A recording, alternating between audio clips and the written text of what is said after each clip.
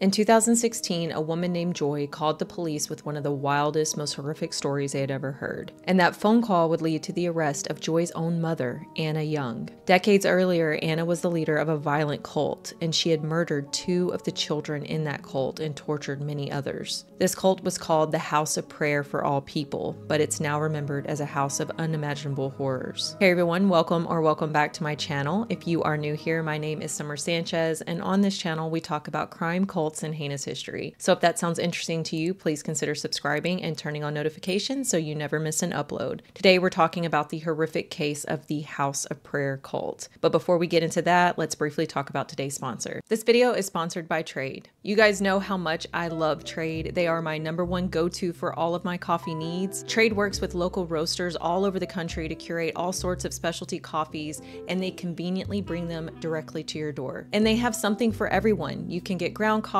whole bean, they have tons of unique flavored blends, and everything is roasted to order and shipped to you within 48 hours, so you know that each and every package that you receive from Trade is going to be fresh. And now you can curate your experience with Trade even more because they're now offering a variety of themed subscription options. They have the bestseller subscription, which will provide you with coffees from their bestsellers list. There's a single origin subscription option, and with this one you'll be sent coffees grown in various countries including Colombia, Indonesia, Ethiopia, and Peru. Or maybe you're into espressos, you can select the espresso option and Trade will send you different espressos from all over the country, and these are just a few of the subscription themes they offer. Today I'm brewing my latest arrival, which is Stella from Boxcar. I've had other blends from Boxcar, but I've never had this particular one. The package says that it's super smooth and deliciously sweet, and it has notes of cocoa, toasted nuts, and a faint splash of cherry. It smells absolutely amazing in my house right now. Freshly brewed coffee has to be one of my favorite smells ever. We love Trade at my house, and if you're a coffee lover like me and you like to,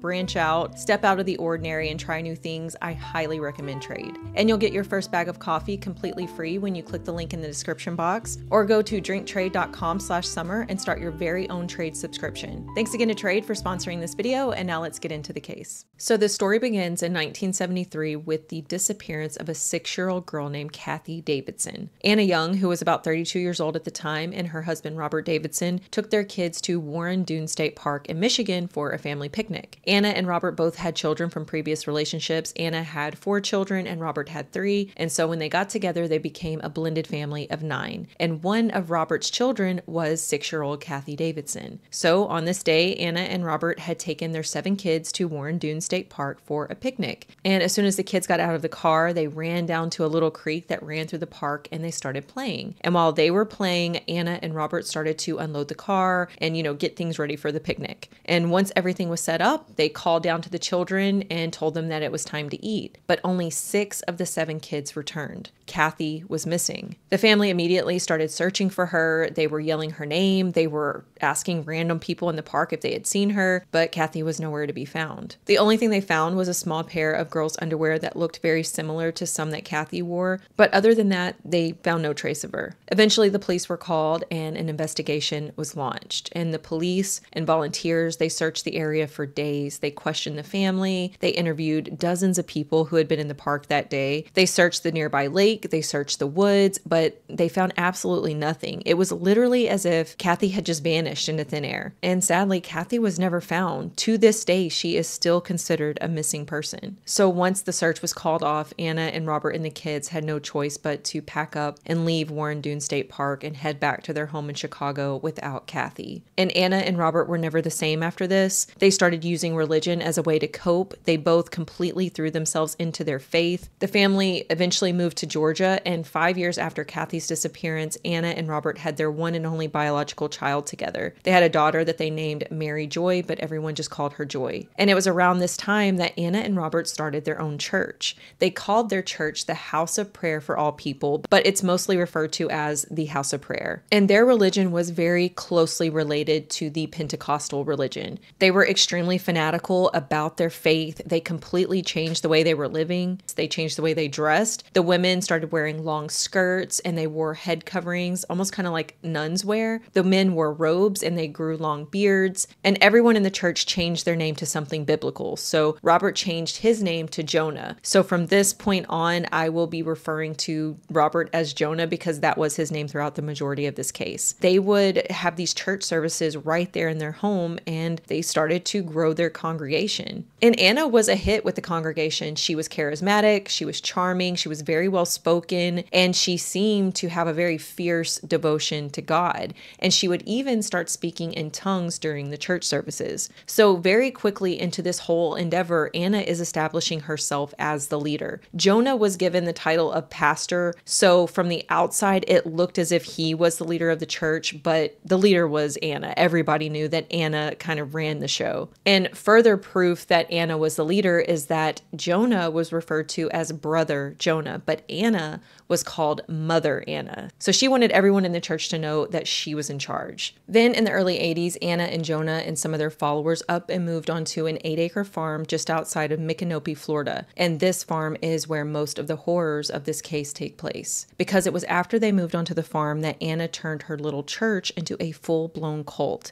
And Anna used manipulation, fear, torture, and even murder to keep her followers in line. Anna Young was a monster, to put it lightly, and from here on throughout the rest of the story, we will be discussing in detail some of the unimaginable things that Anna did to her followers. So this farmhouse that they bought in Micanopy was pretty big, and Anna and Jonah decided that they should open their home up to people in need. So people started to show up, and the people who showed up were very vulnerable. Single mothers were amongst the majority of the people that joined the church, and there was a good reason for this. In addition to room and board, Mother Anna was offering free childcare and free homeschooling to anyone who joined the church. And to a single mother, this was a lifeline. Unfortunately, these women were desperate to make sure that their children were safe and not living on the streets, and Anna knew that. So she played on their vulnerabilities, and it worked. So more and more people started to join, and this meant that more children were now living in the house of prayer. And this was not a good thing because children were Anna's preferred victim type. She preyed on the children in the cult. She tortured and tormented multiple kids over the years, and in the end, 3 innocent children would be dead because of Mother Anna. So let's talk a little bit about life in the house of prayer, because there were a lot of rules in this church,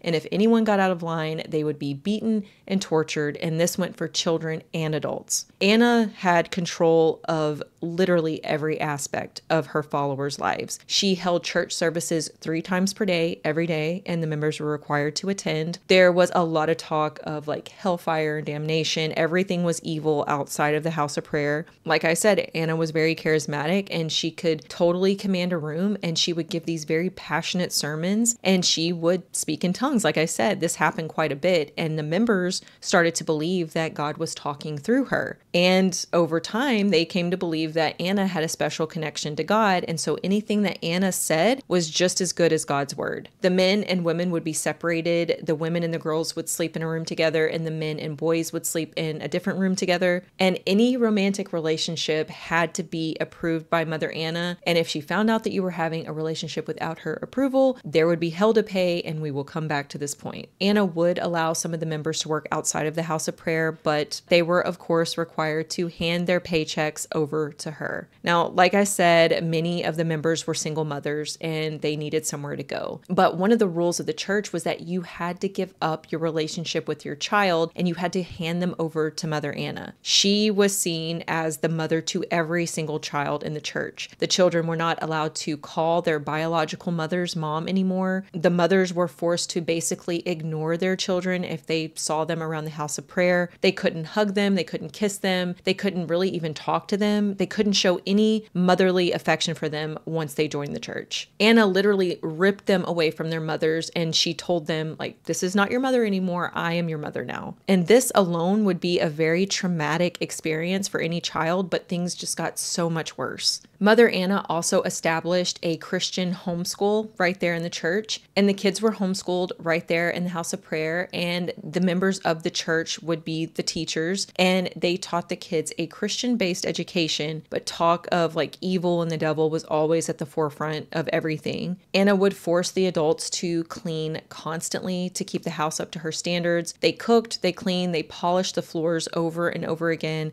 They tended to farm animals, they tended to the vegetable garden, they made clothing, they ironed, and this was an all-day affair. The adults would be expected to stay up till 2 to 3 o'clock in the morning doing all these chores, and then they had to be up by 5 a.m. to start all over again. So that's only like 2 to 3 hours of sleep per night, and sleep deprivation was one of Anna's forms of torture and mind control. The members were all constantly exhausted, and they were suffering from brain fog from the lack of sleep, and so this made them easier for Anna to control. And they were not allowed to have alarm clocks either. So they were expected to wake up by 5 a.m. on their own, and if they were late waking up, they would be punished. And Anna used extreme forms of punishment. She beat the members, both the adults and the children, on a regular basis. She would give a minimum of 33 lashes, and she chose the number 33 because they believed that Jesus was 33 years old when he died. She would use electrical cords, 2x4s, she would use switches. The members would have to remain perfectly still during these beatings, and if they moved,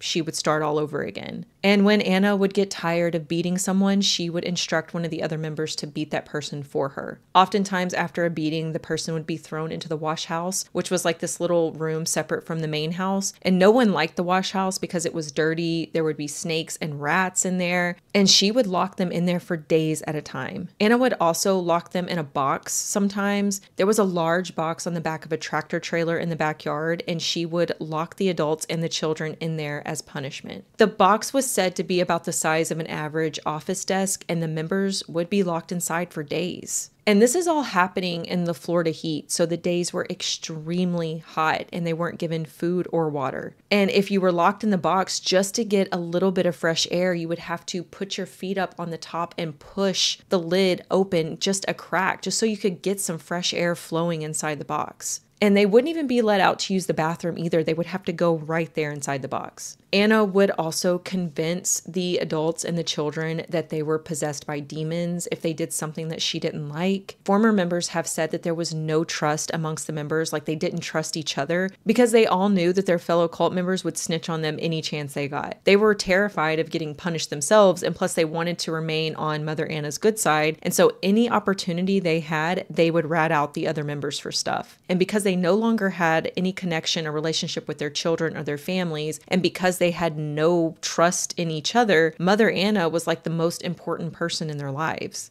And this is what life was like for the members of the House of Prayer. There was a lot of violence, a lot of fear, and they lived every day to serve Mother Anna, because if they were serving her, they believed that they were doing God's will. And as the years went on, Mother Anna just became more and more violent. She became more fanatical and cruel. Her punishments were more sinister. So like I mentioned earlier, no one in the church was allowed to have romantic relationships unless Mother Anna approved it first. Well, one day, a member of the church named Odie Pugh came to Mother Anna with a confession. He confessed that he had been having a relationship with another member of the church, and he hadn't asked for Mother Anna's permission first. Now, Odie was a higher up member of the church, maybe like an elder or something, so he had been there long enough to know that he would be in big trouble for this. He would have to repent, maybe spend some days in the wash house, or maybe be beaten and locked in a box, you know, the usual punishments. But Odie wanted to clear his conscience. He had so much guilt built up over this secret relationship, and he just felt like he had to confess to Anna, knowing that it would mean a very harsh and cruel punishment. But there is no way that Odie could have known just how harsh and cruel this punishment would be, because Mother Anna told Odie that if it offends you, cut it off. And so since in this case, Odie's penis was the offender, Odie was ordered to cut off his own penis.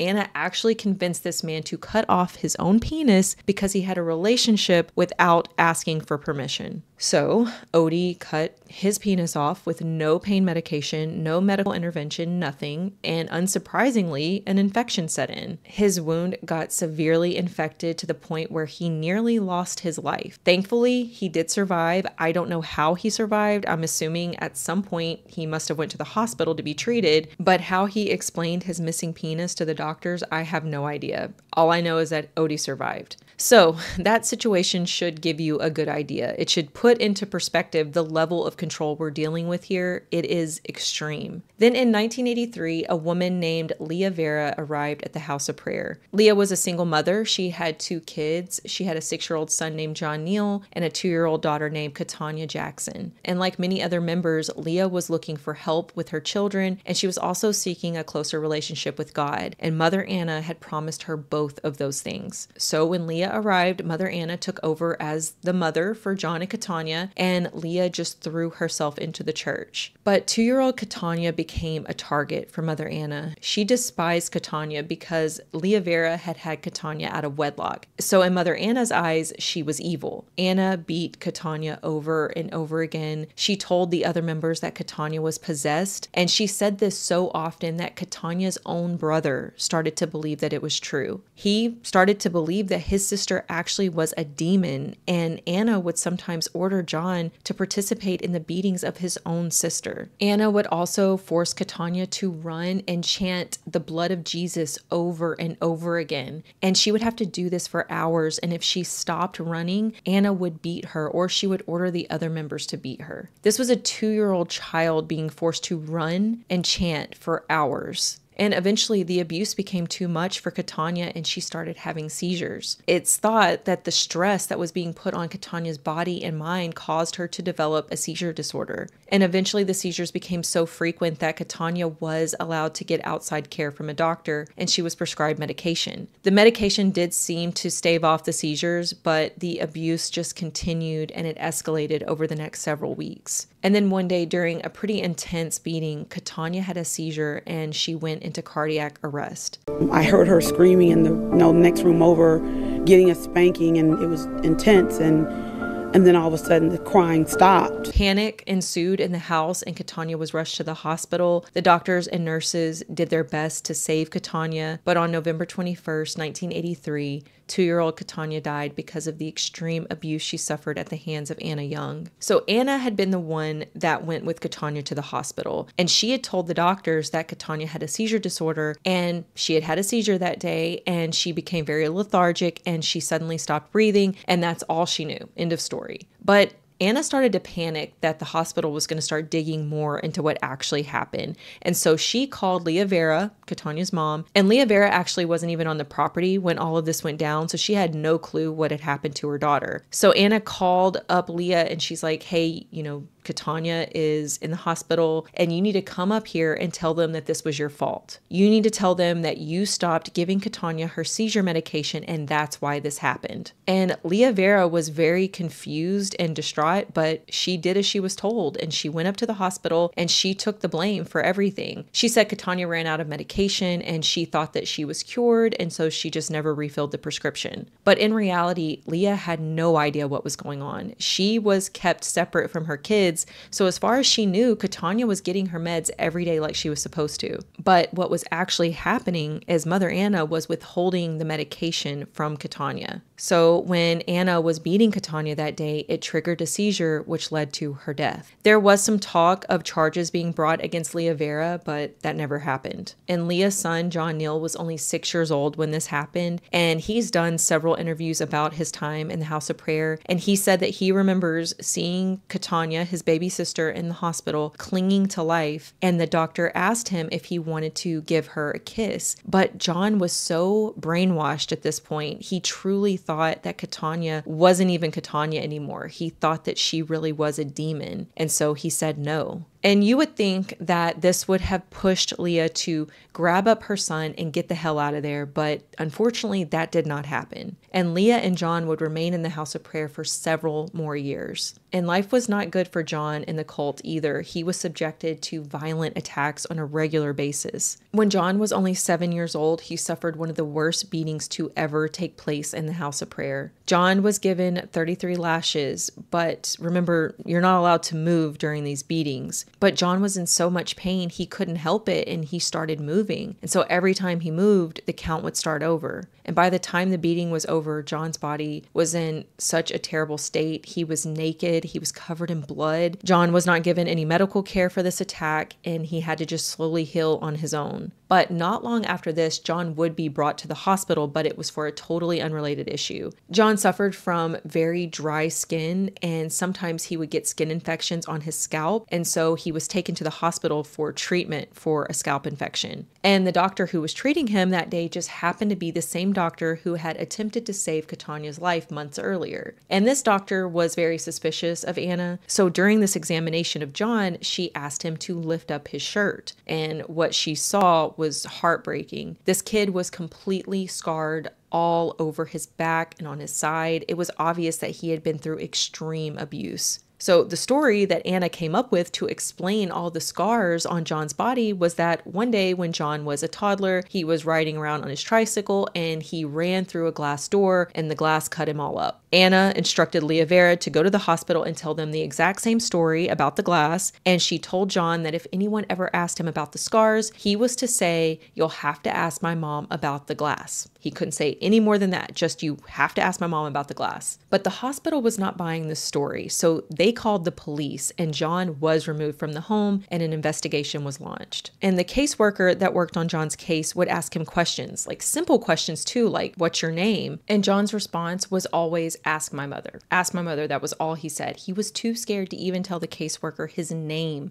without Anna's permission. This child had clearly been severely abused both mentally and physically, but a judge decided that the scars on John's body looked older. There was no way to prove that they were recent, and so John was returned right back to the house of prayer. But the caseworker could not let this go. She knew that something really bad was happening in that house, and so she started digging into old records, and that's when she discovered that John's 2-year-old sister had died a couple of years earlier, and the circumstances seemed a little strange. So the caseworker gets with the judge, and she lays out all of this new information, and the judge agreed that John was not safe in the house of prayer, and he ordered him to be removed. And this was a big deal. They had cops, there was a SWAT team, they had a helicopter, the caseworkers were all there. Just a huge, massive group of people went out to the farm because they didn't really know what they were dealing with here. And when they got there, they were initially met with hostility from some of the cult members, but ultimately they were allowed inside the house. But when they went in to search for John, he was nowhere to be found. And it turns out that Mother Anna had put a plan in place for this exact situation. If the police or social services came looking for John, she wanted to be ready. And so she had a code word, which was Belial, which according to John meant like the devil. And so if Anna said Belial, then John knew that he needed to run and hide from the devil, which was actually just like CPS or the cops. Now, this farmhouse had a lot of hiding places. There were like little nooks and crannies everywhere. They had crawl spaces, they had an attic, they had this like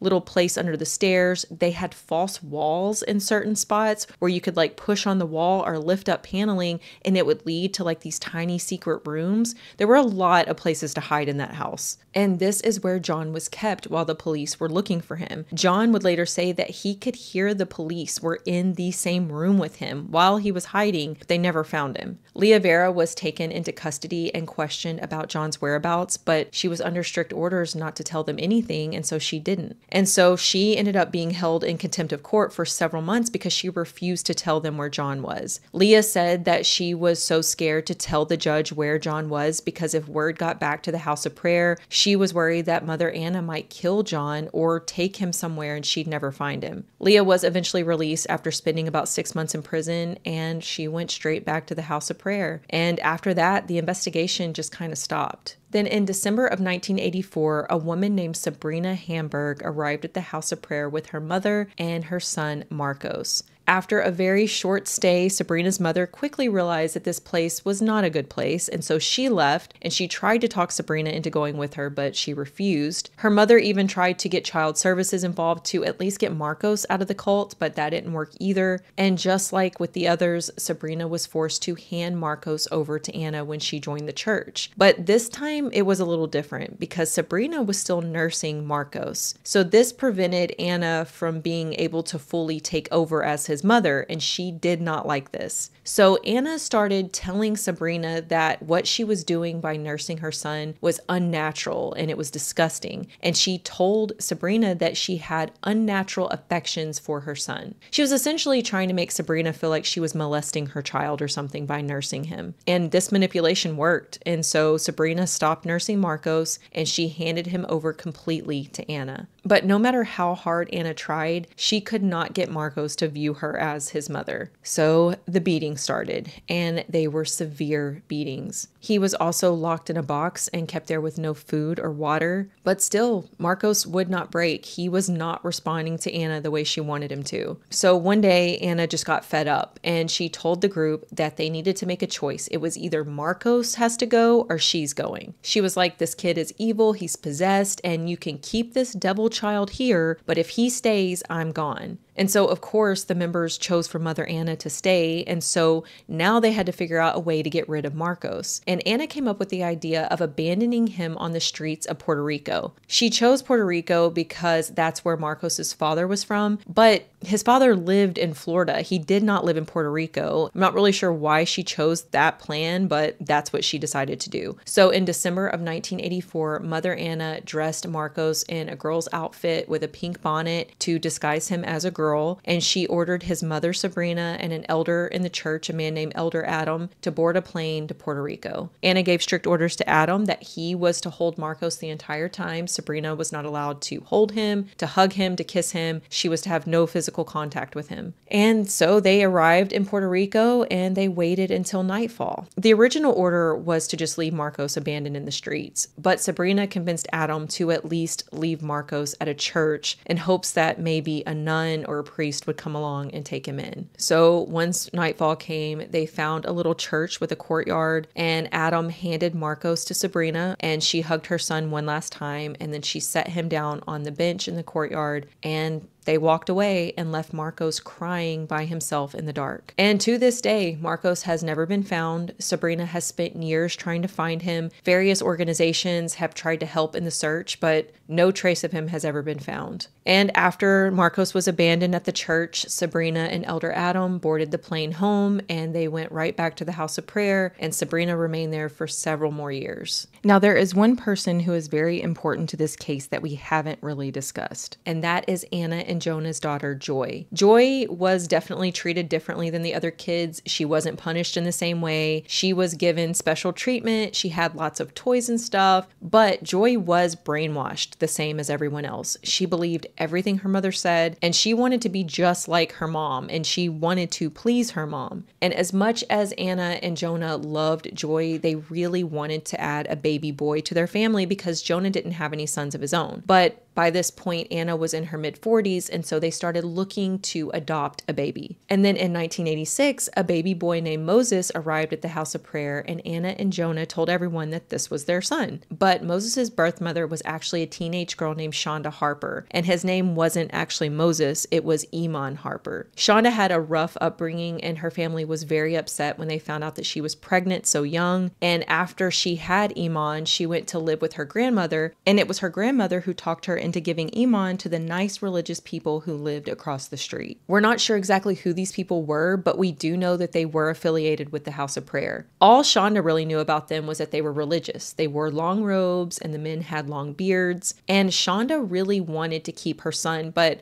her grandmother eventually wore her down and she finally agreed to give her baby to the people across the street. Now, of course, this was not a legal adoption. This was literally just Shonda handing her baby over to the neighbors, and the neighbors, knowing realizing that Mother Anna and Brother Jonah wanted a baby boy, they handed that baby over to them. And so when Moses came to the house of prayer, he was introduced as Anna and Jonah's son. And this wasn't like how she did the others, like how she made them call her mother and pretended she was their mother. She acted as if this was legally her child, like she had birthed him or legally adopted him, like he was truly theirs. Joy was about 8 years old when Moses arrived, and she fully thought of him as her baby brother. Now, at first, Shonda was allowed to go and visit Moses occasionally in the beginning when he was still at the neighbor's house. But not long after they took Moses in, they up and moved, and she never saw him again. So Iman Harper is now Moses Young, and he is the newborn son of Anna and Jonah. And for the next couple of years, Moses was cared for as if he was one of their own. Anna treated him just like she treated Joy, and he had a pretty good life. But then tragedy struck. One day, Joy overheard her mom and dad having a very loud argument, and this resulted in her dad getting into his truck and driving away, and he never returned. Jonah's truck was discovered 4 days later, only about a mile from the house of prayer, and it was parked near a parking lot with like old broken down cars, and sometimes Jonah would go to that lot to search for car parts, and Jonah's dead body was found under his truck. So the police determined that he must have been working on his truck, and then the jack gave out and the truck fell on top of his body and crushed him. So his death was ruled an accident. As far as I know, Anna did not have anything to do with this. At least officially, there have never been any charges brought against her,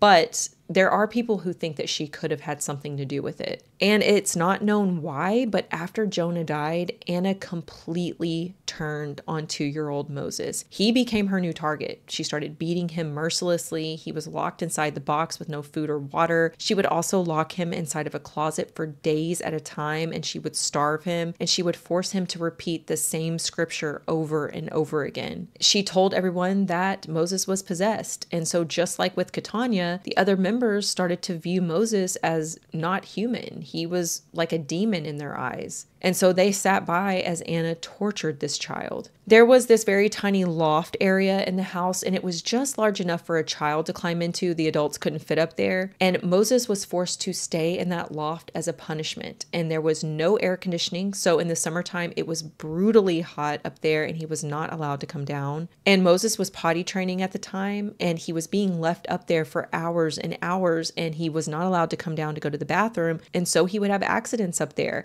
And when he had accidents, he would be beaten. Former members of the cult remember how bad things had gotten for Moses after Jonah died. And then one day he just disappeared. And so people started to ask about Moses. They would ask Anna, where's Brother Moses? And Anna would say, oh, Brother Moses is fine. He's living with the monks. But of course there were no monks. Mother Anna had actually killed Moses, and he had suffered a long and miserable death. Anna had locked him inside of a closet, and she left him there for days with no food and no water, and he eventually died. Then, according to some of the former cult members, Anna ordered them to burn Moses's body in a burn barrel. And that was it. No one ever saw a trace of Moses again. And a few years after Moses disappeared, Joy remembered asking her mom about him, and Anna told her that he had died peacefully in his sleep with the monks. And once again, Mother Anna has gotten away with murder. But Anna would make a big mistake in 1992 that would put an end to the House of Prayer. In 1992, a 12-year-old girl named Nikki Nicholson arrived at the House of Prayer. Nikki and her family were from South Carolina, and they were extremely religious. They were not members of the House of Prayer Church, but they did have some overlapping ways. Like Nikki and her family wore similar clothing to the House of Prayer members. They wore robes and head wraps and stuff. And Nikki attended public school, and so she was bullied for the way she was dressed. And so her parents started to look for an alternative education for Nikki, and they somehow found out about the House of Prayer's homeschool program. Nikki's parents thought that it sounded like a good fit, and so they contacted Anna and they got Nikki enrolled, and they sent her off to Florida to the House of Prayer. They would drive down from South Carolina every weekend to visit Nikki, but during the week, Nikki was left on her own with Mother Anna. And this is when Nikki's nightmare began. Anna began the brainwashing and the beatings. She would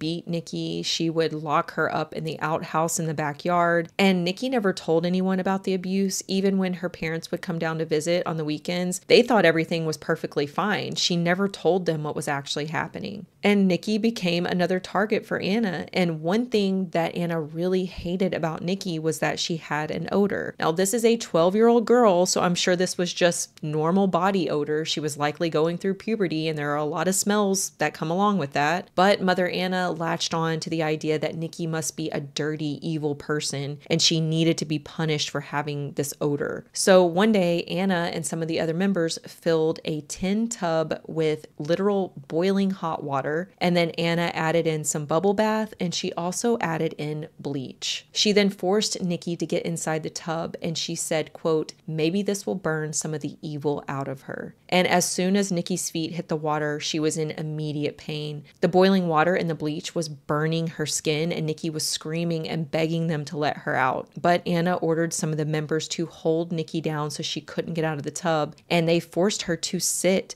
in that boiling hot chemical bath until her skin was literally melting off. By the time Nikki was finally let out of the bath, she had second-degree burns and blisters all over her legs. And Anna tried to treat the burns with herbs and ointments, but that, of course, was not working. She needed serious medical intervention. And so Anna had no choice but to call Nikki's parents. So Nikki's mother receives a phone call from Mother Anna telling her that she needed to drive down to Micanopy because there had been an incident. Now, I don't know what story was told to Nikki's parents to explain why their daughter was in such a horrible state, but whatever Mother Anna said, they were not buying it, and they grabbed up their daughter and they went straight to the police. Nikki would eventually recover from her injuries, but she had to have several skin grafts, she was left permanently scarred, and she had to relearn how to walk. And Nikki told the police everything that she had experienced at the House of Prayer. She talked about the abuse that she had suffered at the hands of Anna Young, and a warrant was put out for Anna's arrest. But before the police had a chance to arrest her, Anna had packed up, grabbed Joy, and she fled.